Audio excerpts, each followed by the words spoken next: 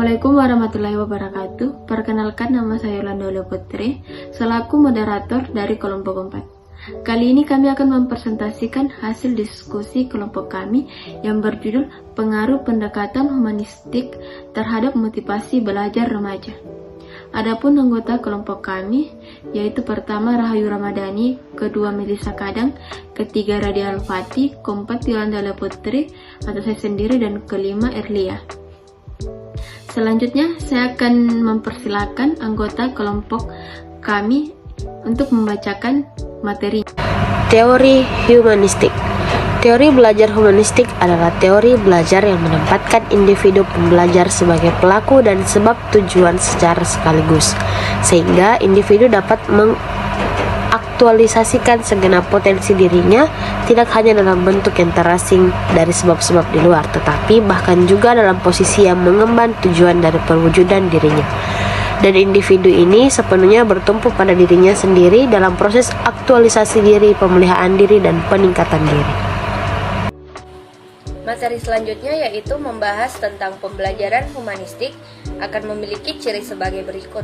Yang pertama, pembelajaran akan merespon perasaan siswa dan menggunakan ide-ide siswa untuk melaksanakan interaksi yang sudah direncanakan. Yang kedua, berdialog dan berdiskusi terhadap siswa. Yang ketiga, menghargai siswa sebagai manusia yang memiliki kebutuhan untuk pribadinya atau tidak dapat digeneralisir. Yang keempat, yaitu memiliki kesesuaian antara perilaku dan perbuatan. Dan yang terakhir yaitu menyesuaikan isi kerangka berpikir siswa atau penjelasan untuk menetapkan kebutuhan yang paling penting dari siswa. Materi selanjutnya adalah motivasi belajar. Wina Sanjaya mengatakan bahwa proses pembelajaran motivasi merupakan salah satu aspek dinamis yang sangat penting.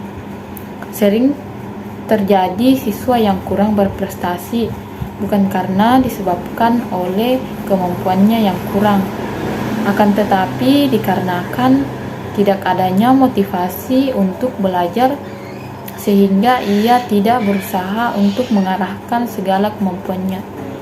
C. Pengaruh pendekatan humanistik pada pembelajaran. Penerapan teori humanistik lebih menuju pada hasrat atau semangat selamat dalam proses pembelajaran, sehingga mewarnai langkah-langkah yang akan diterapkan. Peran pendidik dalam kegiatan pembelajaran humanistik tentunya menjadi fasilitator untuk peserta didik, seperti pendidikan memberikan motivasi serta usaha untuk menyadarkan peserta didik mengenai pentingnya makna belajar dalam kehidupan. Pada teori ini, tujuan pembelajaran tidak berfokus hasil belajar, melainkan pada proses pembelajarannya. Berikut beberapa proses yang umum untuk dilalui.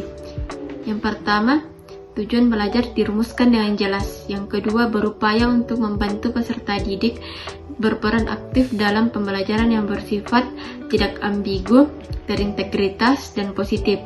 Yang ketiga, mengarahkan peserta didik untuk mengembangkan kemampuan belajarnya secara inisiatif. Yang keempat, mengarahkan peserta didik untuk peka dalam berpikir kritis serta mengartikan proses pembelajaran secara individu. Yang kelima, peserta didik diarahkan untuk bebas mengemukakan pendapat, memilih pilihannya, melaksanakan hal yang diinginkan, dan bertanggung jawab atas tingkah laku yang dilakukannya.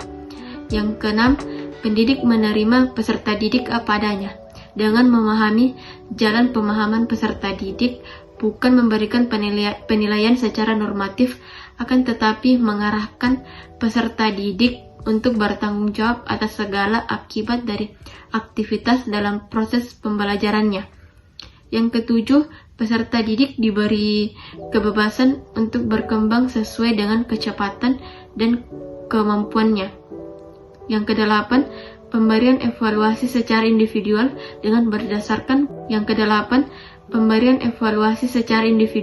berdasarkan pada perolehan prestasi peserta didik. Itulah tadi pemaparan hasil diskusi kelompok kami. Kurang dan lebihnya mohon dimaafkan. Terima kasih atas perhatiannya. Assalamualaikum warahmatullahi wabarakatuh.